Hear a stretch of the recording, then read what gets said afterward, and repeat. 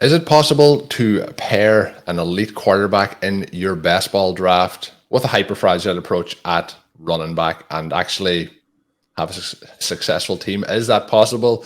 Can we break some of Shawn Siegele's rules and create a successful build over at Underdog or over at the FFPC, wherever you are playing in your best ball leagues in 2023? The 2023 Underdog workshop does continue from Shawn Siegele. We're going to look through a piece that was up on RotoViz.com this past week and get some of the author himself, Shawn's thoughts on what he learned, diving into some of the data and the RotoViz tools. As always, if you are interested in using the tools over at RotoViz.com, you can use the code RVRadio2023 at checkout to get yourself a 10% discount. While signing up for a 1-year RotoViz pass, you'll get access to all of the content and tools up on the website. The article we discussed today will also be linked in today's show notes. With Shawn, into Wednesday, into the second show of the week, how are you feeling as the season inches ever closer? It feels like a long way away, but it also feels like the Super Bowl was like time's going pretty fast here. 2023 has been a fast year. It's been a fun year. We really enjoyed the NFL draft, really enjoying all these best ball leagues that are going on right now. And Colm, I think that this is the most fun that I've had. I mentioned to you, I believe that this season gives us a lot of interesting questions to answer from a best ball perspective. It's just been so much fun to write these workshop articles, and we're going to have so many more of them. Obviously, Blair's doing some great best ball work for us. Connor and Michael always have some great stuff out, so look for more from them. But we started out last week, we talked about elite QB and the 5 concepts that you need to execute if you want to make these elite QB builds work. And then this week I wanted to ask the question, well, what if we don't follow those guidelines? What if we break the rules and try and combine maybe a couple of uphill battle types of strategies? So you think about elite QB. One of the things that I wanted to mention for readers was to give a little bit of a feel, and Michael Dudner did a great job of this in his article, looking at, should we chase QBs up the draft board, or has elite QB jumped the shark? Make sure you check that out. But you look at last season, and there are a couple of different ways that you can break it. If you look at our sort of tracking info from last season, Kyler Murray was in that elite QB range for the vast majority of the season. I've gone ahead and put him into the window here because his final ADP evidently slid down enough. I'm not exactly sure when that would have happened, but you can look at the top 4 or you can look at the top 5. And you have Josh Allen and Patrick Mahomes really hitting. You have Justin Herbert and Lamar Jackson really missing. With Jackson, it's injury. With Herbert, it's disappointment. And you can say part of that, in all likelihood, the injury to Keenan Allen, who came back and played well late. But then you look at the window QBs, and you have Jalen Hurts and Joe Burrow really hitting at the front of the window. You have the really sad injury to Trey Lance, his advance rate extremely low. And then at the back of the window, you have Fields and Tua and Trevor Lawrence, all 3 of those guys really high. So there are ways to win from both approaches last year. And this season, I think, is especially fun because the breakout sort of slash hybrid or plus hybrid QB situation in terms of where do we find the cheap hybrid QBs, what's at the very end of drafts. And that opens up a lot to you. Now, the community is saying that these guys have a huge amount of risk. We want to be aware of that because as you're building out an entire best ball team, you don't want to go through that entire process and then destroy it by putting QB landmines onto it late. We know that historically that has not worked. And yet at the same time, we also know that there are going to be a lot of things about the past that are not directly predictive of the future, and that the individual league-winning outcomes often come as a surprise, or else they'd be priced differently. It wouldn't be league-winning. So we look back at this, and I guess the first question for you, before we get into this idea of can we go elite QB with hyper-fragile, what do you think about these current window QBs? You have Trevor Lawrence and Deshaun Watson at the front end of the window. You have guys like Aaron Rodgers, Geno Smith, and Jared Goff toward the back end of the window. You have, frankly, a little bit surprising prices on Dak Prescott and Tua. And yet my conclusion is that from a big picture perspective, and not that there aren't some individual options that people are going to use, and we still want to be drafting in this window, but that these guys maybe look a little bit more like the 2022 busts. So if you're thinking bust risk and more floor choices, that part might be one of the catalysts to push you off of the QB window this season, or to push down your percentage of teams that are window QB based teams. Yeah, there's a couple of quarterbacks in that list that you named out where you can see an ascending upside. There's other quarterbacks in it where, and I'll just name them out. For example, Kirk Cousins, Aaron Rodgers, Dak Prescott, Shawn Watson. I don't see as much upside in drafting those guys as the likes of Trevor Lawrence and Anthony Richardson, even because of the discounted price you're getting in a Jared Goff or a Daniel Jones. But the two guys that really stand out for me, Shawn, in the window there's three names, that stand out. It is Trevor Lawrence, Anthony Richardson, and Tua. They're the three that I think we could get a situation where Trevor Lawrence continues to ascend. Very, very impressive. And the majority of the second half of last season, we get Anthony Richardson coming into the league.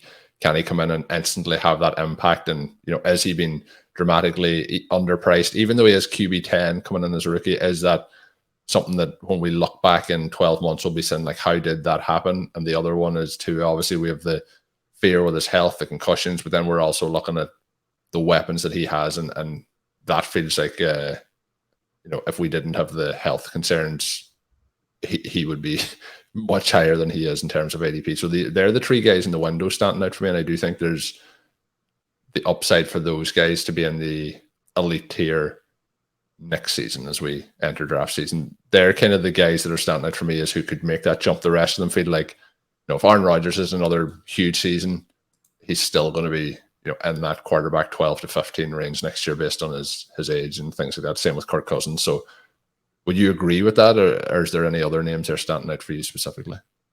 Yeah, I think we're on the same page. I do like that you're bringing some Anthony Richardson bandwagon hype. We have not necessarily done a lot of that on the show. It's fun to hear you mention that name. Very controversial and interesting one there. You do have to love the landing spot. You have to love the coaching staff and what they will do for him. Obviously, you have to love the athleticism. We'll see if he runs enough to be a star there. But no, I think you've described that very accurately. The big thing I'm hoping is that Anthony Richardson is better than 2022 Matt Ryan. I'm really hoping that. I don't think that you have to worry too much about that one, at least from a fantasy perspective. So, Colm, then we look back to the elite guys and how we want to build this. One of the things that I discuss in the article is that last year we had this huge gap between how they scored in isolation and how they scored with their wide receiver one.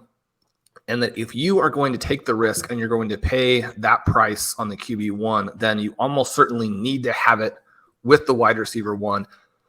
For me, the way that this pays off is that both guys hit and you get that combined advance rate. Otherwise, you're just simply taking too much risk for what the scoring level versus the price is. Based on the way that ADP is set up right now, in most cases, that's going to mean the receiver in the first round and then coming back with the QB in round 2, or perhaps if we see ADP continue to evolve, that QB in round 3. But Colm, the thing that we noted before, and I think makes this so potentially fun, is that round 3 is very favorable for the running back. It's not favorable for the wide receiver. And so you can easily get into a situation where you have gone wide receiver QB, you've taken that running back in round 3, and then if you don't like your wide receiver options in rounds 4 and 5, then perhaps you move to running backs there. So we're wide receiver QB, running back time 3. Those are the first 5 rounds. And that would really be kind of the definition of this approach.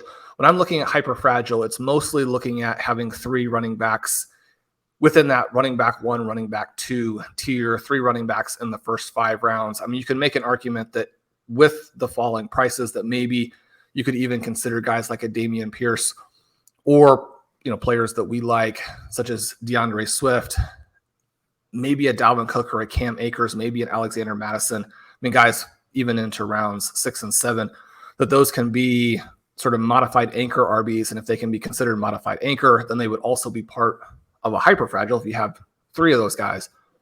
We're really looking at it as trying to make sure that these running backs are star running backs who are field tilters. We want to draft 3 of them. We want to get all 3 of them at a big discount to their likely scoring level. And we want all 3 of them to stay healthy and hit to give us a really high score at the running back 1 position, at the running back 2 position, and then create a really high likelihood that you will also then have that running back filling the flex with a point total that's above the level that a wide receiver can reasonably score in this scoring format. So there are a variety of things then to unpack. And Colm, the first one is that if we look at this approach, and not necessarily that wide receiver 1 early, but simply the elite QB plus the 3 running backs, the last 2 years, you pull up the Underdog Roster Construction Explorer, you see a 13% playoff advance rate and semifinal and final advance rates that are also below average. That's kind of the starting point. Colm, that's the reason that we're getting these very wide receiver heavy drafts, because running back heavy drafts have been very unsuccessful the last couple of years. Before we dive into then how we might execute it and why we might execute it, give me your thoughts on the last couple of seasons and how this hasn't worked and kind of what that brings up for you, how it fits into zero RB. What are you thinking when you see that result? I'm not hugely surprised, Shawn, based on, particularly in the way that we're going to be drafting, leaning away from trying to have 3 running backs through those first 6 rounds. The hyper-fragile approach has been something that we have done last year as well in those drafts and in past years, and we've done it a few times this year as well. But it gets really tricky when you're squeezing in that elite quarterback then to, rather than have yourself a 2 wide receiver, 3 running back build, for example. I think you're really starting to squeeze squeeze all the juice out of the fruit at that particular point. So I think leaning away from the quarterback 1 if you're in the hyper fragile, and I guess that's kind of what we're looking to discuss here. But I think it's just the rest of your draft is going to be very, very hard to put the pieces into place to try and balance out what you've started off with. And I think that's right.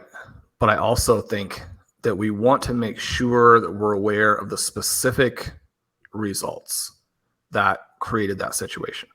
So we pull up the overall player advance and the Underdog Advance Rate Explorer, separate from the Roster Construction Explorer, and we look at the running back position from last season. Josh Jacobs at 46% advance. That's not a surprise. Josh Jacobs was the guy during the fantasy regular season last year, and that came from an ADP of 71. And so we're outside the normal range for a zero RB stud result. Other backs that we have there at the top, you get Tony Pollard, who had an ADP of 83. You have Miles Sanders, who for most of the season, he fell off at the end, but for most of the season was almost in that Josh Jacobs kind of category. He was 3rd in running back advance, Jamal Williams 4th, and then some other names not too far below, Ramondre Stevenson and Ken Walker. The really big seasons, you look at the points added, and Christian McCaffrey at 229, Austin Eckler at 239. Those guys, I believe, 2nd and 3rd in points added last season. And yet, because of the prices, they finish well down the list. Now, their advance rates are still good. They're still about 20%. You will not just live with it, but be excited with those returns.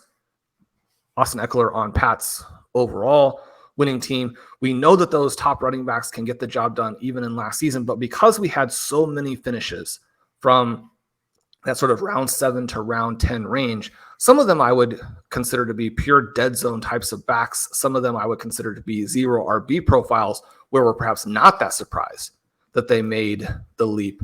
But you get all of those results together, and that's going to undermine the potential for rosters that were structured with running back early. So then your question is, if historically that's a little bit of an outlier, that's an unusual season, should we look at 2022 and just say, well, I mean, it's very clear that zero RB is the way to approach fantasy now. And the tension there is the fact that you and I believe that zero RB was always the way to approach it. The vast majority of the research that RotoViz has published over the last decade would suggest that zero RB is the way to approach it. It would suggest that King Cap winning the regular season title and the $1 million prize with a zero RB team was the way to approach it, and that was going to happen. That was inevitable that a zero RB team would come through and take one of those titles. And yet we want to be, I think, reluctant and maybe more skeptical than the crowd at just assuming, well, this season clinched it. This season proved it. Now we're going to see the results, because last year was an unusual year. We don't want to take results from an unusual year and say that proved what we want to do, because that's not the way to go about it, right? You don't want it to be an unusual year that proves your thesis. And so we go back and we look at what now can be accomplished. And we pull up the Win the Flex tool. I mentioned that Connor did a great job with this last year, trying to help people understand why that third wide receiver in Underdog was so crucial to understanding the format. And we talked about that on the first show this week in the MFL 10 of Death, why the 2-3-1 format is so different from the 2-2-2 format. And you have to keep that in mind. And then even in half PPR, what we're seeing with Underdog is that it's a true 2-3-1 as opposed to the half PPR kind of neutering that. We go through, we pull up the ADPs, we pull up the implied scoring by draft slot for this year, and we see big gaps from the running backs to the wide receivers. One of the things I think is very interesting is that you get into even that early second round, and you have Saquon Barkley and Jalen Waddle. They're right side by side. Jalen Waddle, we mentioned last week, is Blair's top pick for round 2. Colm, I think he's your pick and my pick for the top selection in round 2. And yet, not even necessarily considering the individual players, because again, this is just implied points for the position at the ADP, but you can put names to it and you can see that, I mean, Saquon Barkley is projected in this half PPR format to outscore Jalen Waddle by 30 points. You're giving up a lot of points if you go for the wide receiver there. The thing that we've always emphasized with zero RB is not to chase the points. Don't let yourself get out of position and suddenly just simply draft a worse team than the guys who had the top 5 picks because you think the market is pushing you to do a certain thing. You want to make sure you react instead and build your own sort of super team, even if you've got to go in a different direction positionally. The interesting thing here, and the point that I make as it relates to running backs versus wide receivers, is that there are a variety of dynamics at play. And in the past, this element of not chasing the points and this element of not having overexposure to injury at running back, overexposure to the position where you have fewer starters, which is crucial, and not being able to take advantage of the contingency-based element of later round running backs. If you're in full PPR and you're in an environment where you're getting these great prices on a zero RB approach, which we've done in many cases. One of the things I talked through here in the article is this evolution of ADP and the evolution of strategy over the last, say, 8 years, and how the previous seasons would create these moves. People would chase, people would lose because they're chasing. And the necessity of seeing beyond just the last year if we want to build the best possible approach. So for zero RB, in most of these seasons, the different dynamics that were important pointed in the same direction. And that direction was draft wide receivers. This year, those dynamics are in conflict because there is a great argument for drafting running backs early. And I think that's what makes 2023 so interesting. Like, do you want to get wiped out by the Avalanche? I just simply don't have wide receivers after round 8 that I want to draft at all. And so if you go running back heavy early, you're going to get wiped out. You're not going to like your team. And yet we have to consider at least some portion of our portfolio leaning into this dynamic where if we have that 2016 season again, which is a combination of two things. It's a combination of a big ADP shift, and it's a combination of running backs in the dead zone, staying healthy, and performing as big-time RB1s. Because if you can add a bunch of those guys to the same team, and they stay healthy, and then you do other smart things. So that's the other part of this article that we'll discuss in the future and is part 2 of the piece that will be up on the site this week. How do we then execute the rest of it to take advantage? Because you don't want to be right and still lose. So Colm, a couple of other little things then we look at here is not just points. We look at value. We can see that that makes it a lot closer. That part is interesting.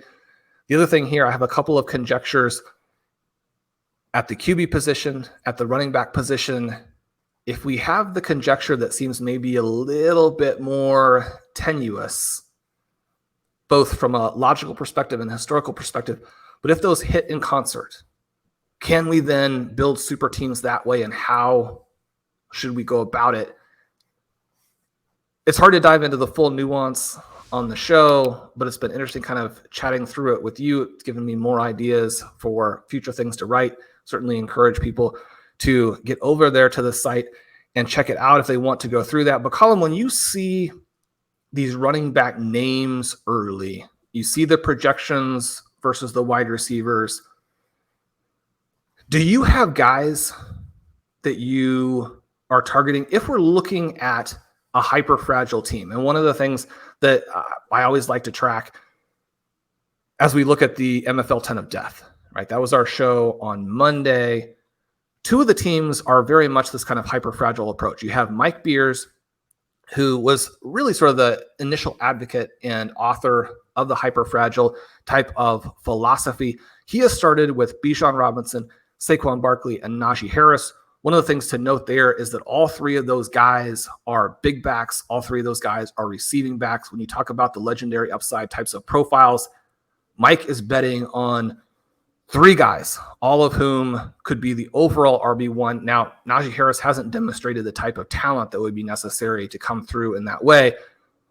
But prior to last season, Josh Jacobs hadn't really either.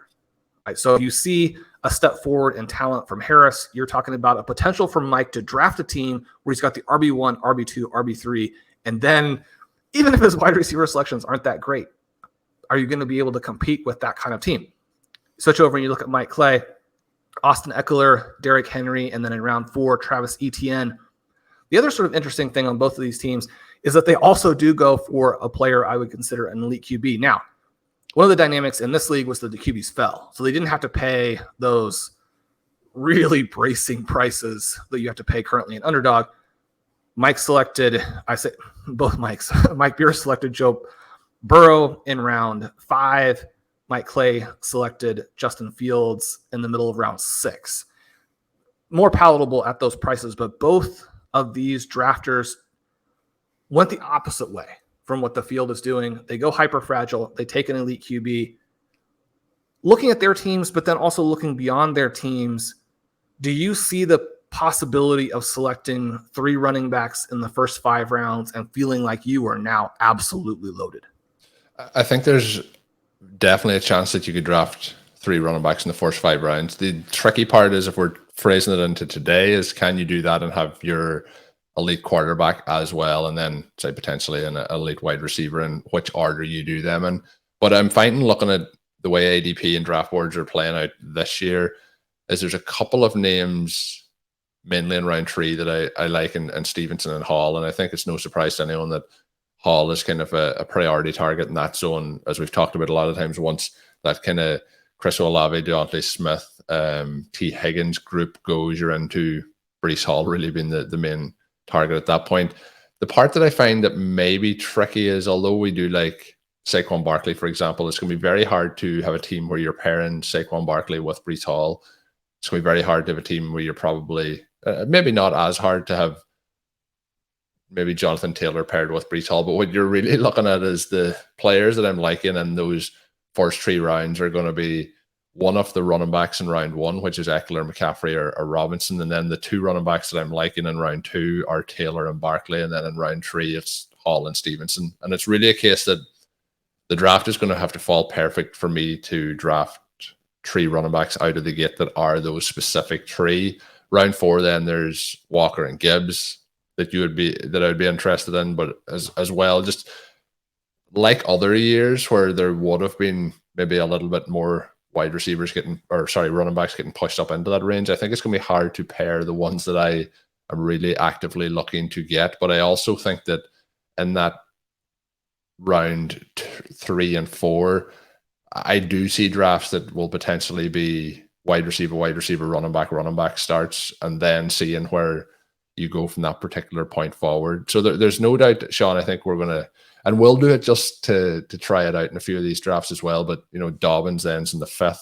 But there's a limited amount of options for running backs that I'm actively going to try and draft. And getting 3 in the first 5 rounds I think it's a challenge I'm willing to accept, but I think it'll be tricky to get those names all paired up together. It is tricky to get the main guys all on the one team. Certainly tricky to do it with the elite QB as well. But I love the things that you mentioned there. Jonathan Taylor is undervalued by a full round.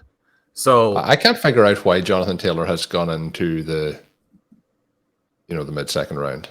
No, it makes absolutely no sense. Makes absolutely no sense. The enthusiasm for Anthony Richardson too. I think the most likely thing there is that Richardson is good enough that defenses have to account for him, and it completely unlocks Taylor to go back to being the overall running back 1. The concern with Taylor last year was, should he be the 101? Will he be healthy for the start of the season? Has he any offensive linemen that are going to be healthy?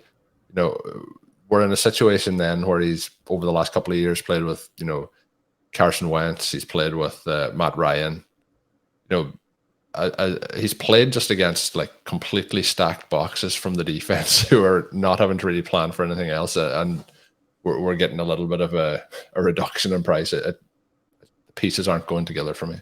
It feels like there was a point last year, Shawn, where we started to tout Derrick Henry, that Derrick Henry was being underpriced at that price.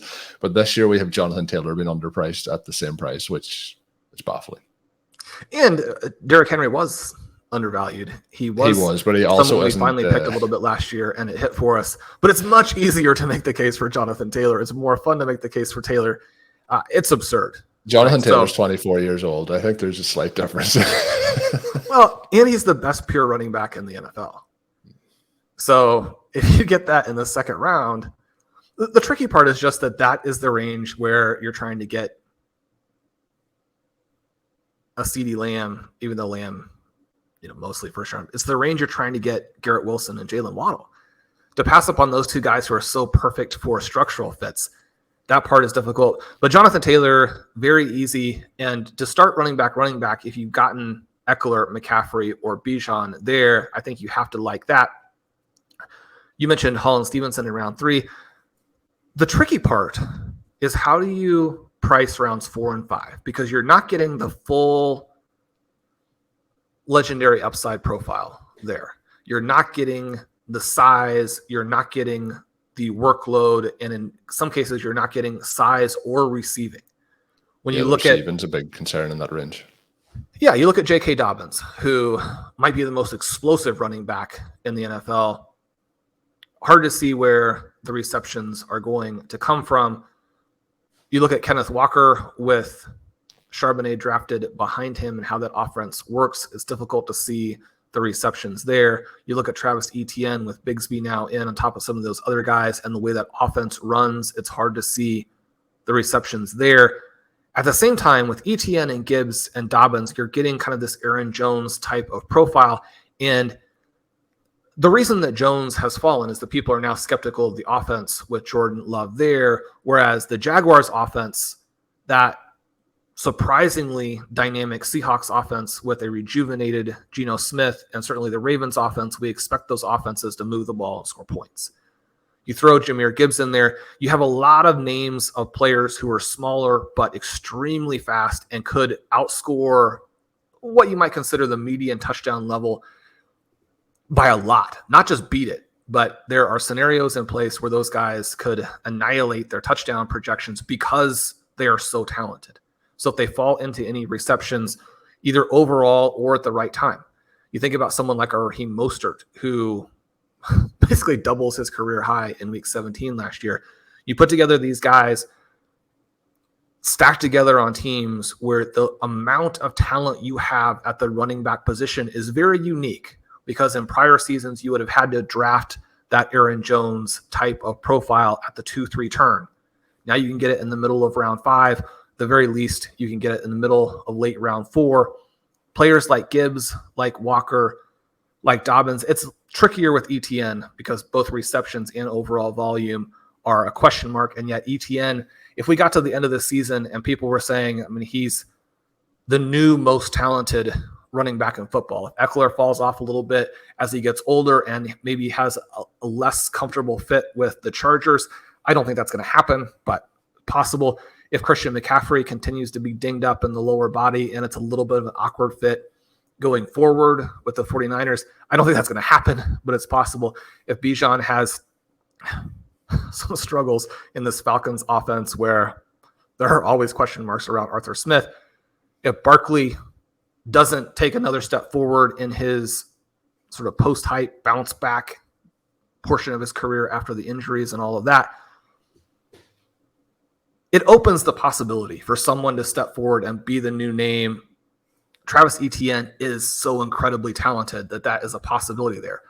Does that wipe out the volume profile? Perhaps, because again, we really want this amount of talent. So you look at round 4, you look at round 5, the speed and talent these backs bring to the table, again, a unique and fun part of drafting in 2023.